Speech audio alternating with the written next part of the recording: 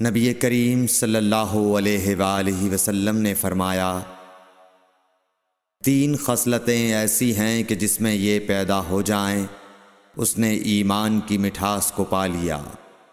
اول یہ کہ اللہ اور اس کا رسول اس کے نزدیک سب سے زیادہ محبوب بن جائیں۔